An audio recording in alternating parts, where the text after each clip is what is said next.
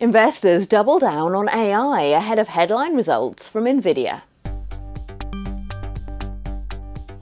AI-related stocks were on the rise again in Asian trading on Wednesday after startup Anthropic unveiled 10 new ways for business customers to use its AI plugins, meaning enthusiasm that AI will boost profits is back on.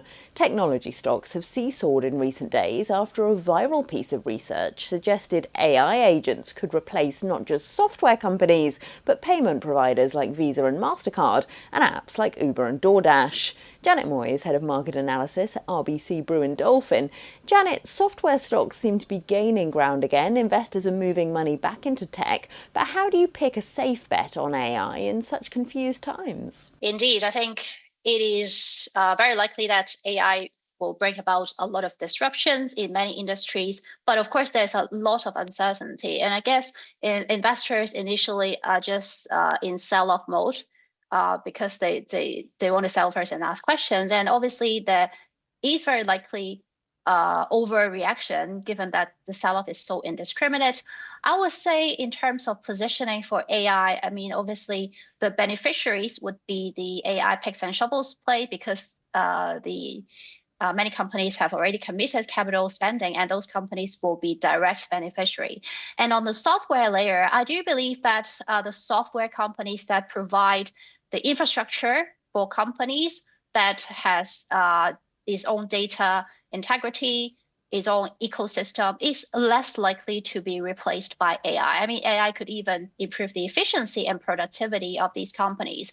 Meanwhile, I believe that ultimately some will be losers, and those software companies that will be more single layer, application focused, not really about the infrastructure of the company, those would be more likely to be impacted. But I think overall, the concern is really that a lot of these software companies charge on a per user basis. So what if people get more productive, companies need fewer people, that ultimately this per seat model is being challenged. So I do think there are threats, but overall there has been an overreaction, and so there presents some buying opportunities for selected companies. How worried should the market be, Janet, about the amounts of money lent by private credit firms to software companies? Yeah, I think that is an area of opaqueness, and that is a reason why investors are nervous because the thing is, a lot of these private companies, they lend to emerging software companies, which means that their moat is relatively less solid. I mean, they're a challenger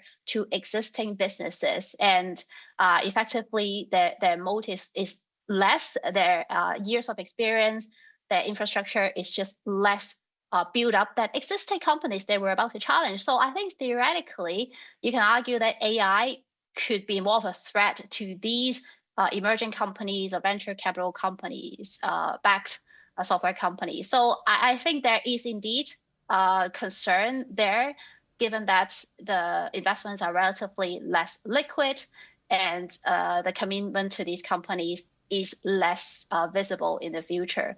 But ultimately, I do believe that hopefully there would not be a systemic impact to the wider financial community. The market is, of course, on tenterhooks for Nvidia's results out later. Do you think chip makers remain a safe bet on AI?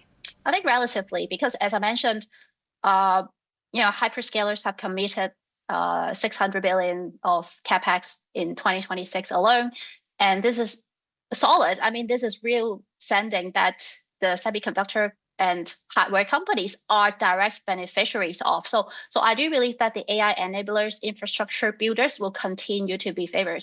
I think Nvidia earnings will be, of course, very, very interesting. I mean, analyst expectations are already very high. They generally expect 70% year-on-year growth in both revenue and profit margin is likely to be at about 75%. I mean, these are really stunning figures. And despite this high expectation, I mean, it's already built into the price, and the price have been moving just sideways for the past couple of months. I think either Nvidia needs to have a very, very strong guidance on its upcoming chip orders, the very Rubin, or the fact that it would deliver some good news on China, which effectively the market has written off, or it has to really deliver a very strong set of guidance for gross margin. So I think it is a very hard number to beat. And I think if there are good news and if markets react positively, it will lift the entire semiconductor sector. That was Janet Moy of RBC Brewin Dolphin. Don't forget you can watch more videos on Reuters.com.